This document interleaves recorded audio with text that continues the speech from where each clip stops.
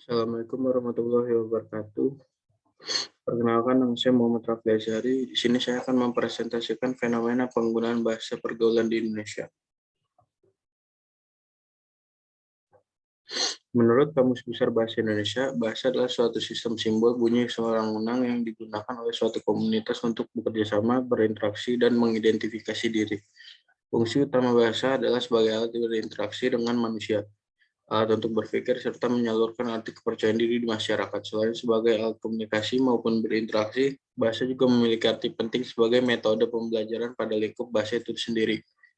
Bahasa juga berfungsi sebagai identitas suatu suku atau bangsa karena keunikannya. Karena setiap suku atau bangsa tentunya memiliki bahasa yang berbeda. Sementara itu, bahasa gaul lebih mengarah kepada bahasa yang hanya dimengerti beberapa orang saja. Akhir-akhir ini bahasa gaul menjadi bahasa sehari-hari banyak orang Indonesia, baik anak kecil, remaja, hingga orang dewasa.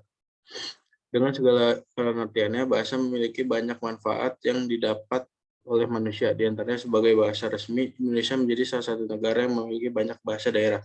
Karena bahasanya yang beragam, bahasa resmi Indonesia dibutuhkan untuk mempersatukan masyarakat dari berbagai suku dan budaya.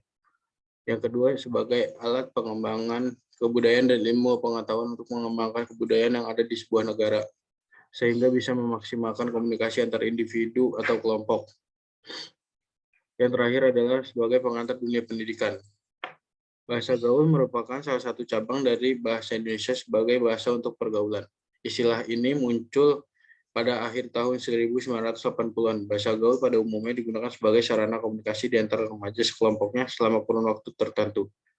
Hal ini dikarenakan remaja memiliki bahasa tersendiri dalam mengungkapkan ekspresi diri. Sarana komunikasi diperlukan oleh kalangan remaja untuk menyampaikan hal-hal yang dianggap tertutup bagi kelompok usia lain atau agar pihak lain tidak dapat mengetahui apa yang dibicarakannya.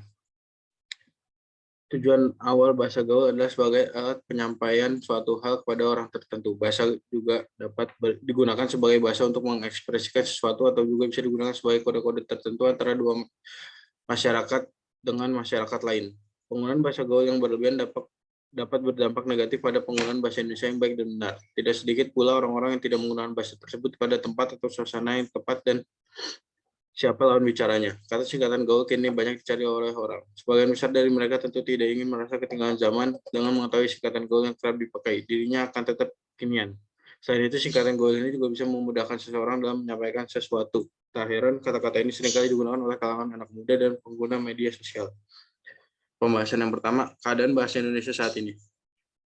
Penggunaan bahasa Indonesia semakin menurun di zaman sekarang. Banyak sekali kosakata asing yang diserap menjadi bahasa Indonesia.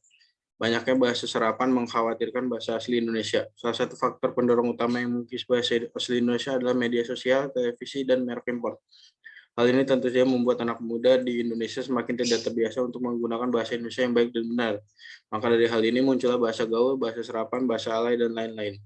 Penggunaan bahasa yang gaul yang marak saat ini tentu akan mengancam penggunaan bahasa Indonesia yang baik dan benar. Tidak jarang pula ditemukan orang-orang semakin jarang dan merasa asing saat menggunakan bahasa baku. Padahal bahasa ini merupakan salah satu ciri khas negara kita yang patut kita banggakan. Yang kedua, pengaruh bahasa gaul terhadap bahasa Indonesia. Eksistensi bahasa Indonesia kian menurun semakin hari semakin banyak bahasa gaul atau bahasa serapan yang muncul, terutama di era globalisasi saat ini. Banyak orang yang cenderung sulit bahkan tidak mengetahui bahasa Indonesia yang baik dan benar. Tidak sedikit pula ditemukan orang-orang yang tidak menyadari bahwa bahasa yang mereka gunakan adalah bahasa gaul dan salah penempatan saat menggunakannya. Hal ini tentu saja tidak baik dalam perkembangan penggunaan bahasa Indonesia yang baik dan benar di negara kita saat ini. Struktur bahasa gaul tidak jauh berbeda dengan bahasa formal Indonesia. Ragam bahasa gaul memiliki ciri khas lebih singkat dan cenderung kreatif. Kosakata bahasa gaul juga cenderung lebih pendek dan ada beberapa kata yang merupakan kosakata bahasa baku Indonesia yang dimodifikasi. Yang ketiga, pengaruh media dalam perkembangan bahasa gaul. Media sangat berpengaruh terhadap penggunaan bahasa gaul di Indonesia, khususnya situs-situs jejaring di internet. Remaja adalah penikmat situs-situs yang paling banyak. Banyak anak remaja yang menulis status di media sosial menggunakan bahasa gaul. Hal ini tentu saja menjadi tren dan hal yang lumrah dilakukan oleh para remaja. Banyak pula anak di usia sekolah dasar yang menggunakan bahasa gaul. Sama halnya dengan yang terjadi pada remaja, hal ini dipengaruhi oleh media sosial. Penyerapan bahasa gaul menjadi konformitas di lingkungan kita.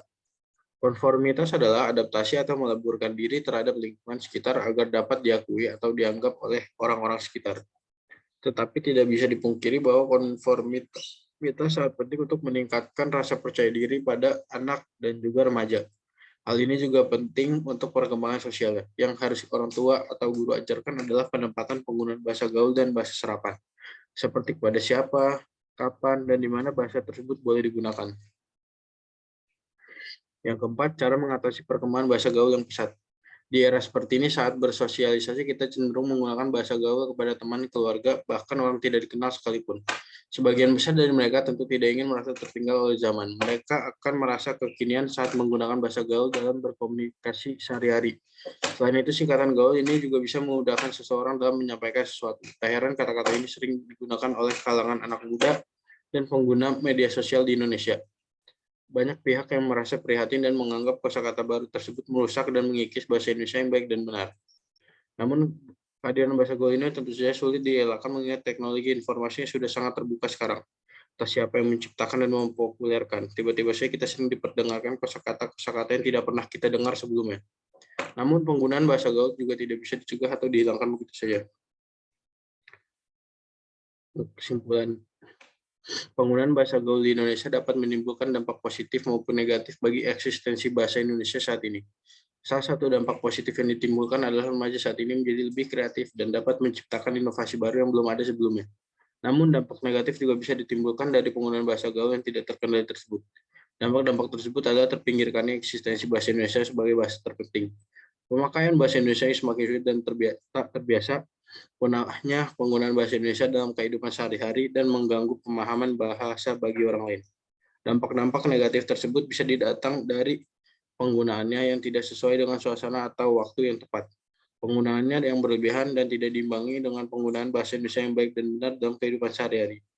Walaupun bahasa gaul tidak bisa sepenuhnya dicegah atau dihilangkan, namun penggunaannya bisa diminimalisir, sehingga bahasa Indonesia tetap menjadi bahasa utama orang Indonesia yang tidak akan pernah dilupakan sampai kapanpun.